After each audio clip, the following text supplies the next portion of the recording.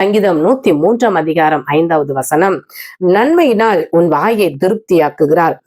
ஆம் பிரியமானவர்களே, நன்மையினால் வாயை திருப்தியாக்குவேன் என்று கர்த்தர் கொடுத்த வார்த்தையின்படி நம்முடைய வாயினாலே நன்மை உண்டாக வேண்டும் என்று கர்த்தர் விரும்புகிறார். இப்பொழுது நாம் பார்க்கிறதான 2026ஆம் ஆண்டு கிரெகோரியன் ஆண்டிலே இந்த யூத காலண்டர்ல பார்க்கும்போது 5786 என்று குறிக்கப்படுகிறது. இந்த 86 என்று சொல்லும் போது இந்த வருஷத்திலே அது விசேஷமாகிறது. எப்படி என்றால் 80 தொடங்கும் போதே 80லிருந்து 89 வரைக்கும் இருக்கிறதான அந்த 90க்கு முன்பாக இருக்கிறதான அந்த 10 வருடங்கள் இது வாயின் 10 ஆண்டு என்று யூதர்கள் சொல்லுகிறார்கள். அதாவது it's the dictate of the mouth, அதாவது வாயினாலே நாம் அறிக்கை செய்ய வேண்டும், அற்புதங்களை தேவனிடத்திலிருந்து பெற்றுக்கொள்ள வேண்டும் என்று அவர்கள் சொல்லுவது போல நம்ம நாட்டிலும் எழுப்புதலுக்காக காத்திருக்கிறதான அநேக தேவனுடைய ஊழியர்கள் இந்த 10 ஆண்டை குறித்து திட்டமிடுகிறதை கேள்விப்பட்டிருப்பீர்கள். பாஸ்டர் கல்யாண்குமார் அவர்கள் கூட 2020லிருந்து 2030 வரைக்கும் இருக்கிறதான 10 ஆண்டிலே நாம் அநேகமாக சுவிசேஷத்தை சொல்ல வேண்டும், சபையில்லாத இடங்களிலே சபைகளை நிறுவ வேண்டும், தேவன் சபை மூலமா எழுப்புதலை தருவார் என்பதெல்லாம் திட்டத்தை வைத்து ஜெபித்து வேலைகளை செய்வதை அறிந்திருக்கிறோம்.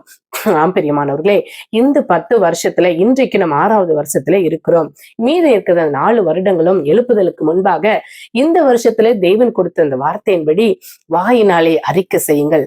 உங்களுக்கு தேவன் வைத்திருக்கிற திட்டத்திலே நன்மை கிடைக்கும் வரைக்கும், நீங்கள் முடிசூட்டப்படுவதற்கு வரைக்கும் இருக்கிறதான சகல விதமான தீமைகளை கொண்டு வருகிறதான பொல்லாத பிசாசை வசனத்தை சொல்லி வாயினாலே அறிக்கை செய்து அவனை எதிர்த்து நின்று நாம் ஜெபம் செய்து வாக்குத்தத்த வசனங்களை சொல்லி அறிக்கை செய்து தேவனிடத்திலே ஆராதிக்கிற பிள்ளைகளா நாம் இருக்கும்போது நாம் வாய் நன்மையினால் நிரப்பப்படுகிறது.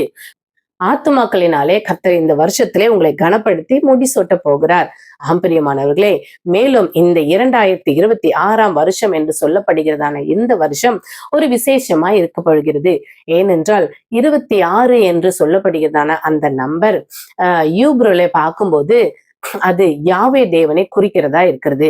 அதாவது யாவே என்று சொல்லும் போது அந்த யாவே என்ற பெயருடைய ஹே வாவ் ஹே யோட் என்று சொல்லப்படுகிறது.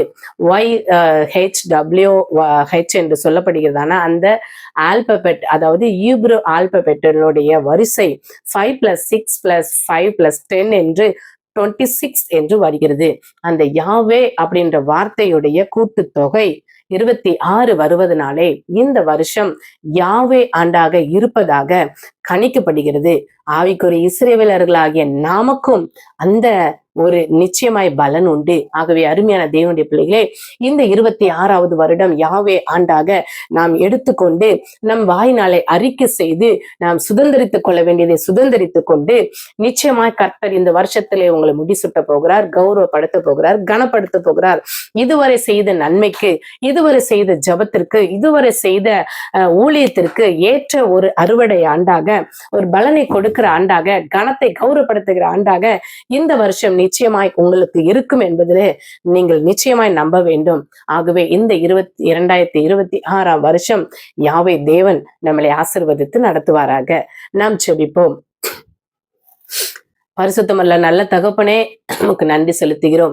சங்கீதம் 65ஆம் அதிகாரம் 11வது வசனத்துல எழுதியிருக்கிறபடி வருஷத்தை நன்மையினால் முடிசூட்டுவேன், பாதைகள் நெய்யாய் பொழிகிறது என்று எழுதியிருக்கிற வார்த்தையின்படி இந்த பிள்ளைகளை இந்த வருடம் முழுவதும் நன்மையினால் முடிசூட்டும், பாதைகள் நெய்யாய் பொழிய செய்யும்.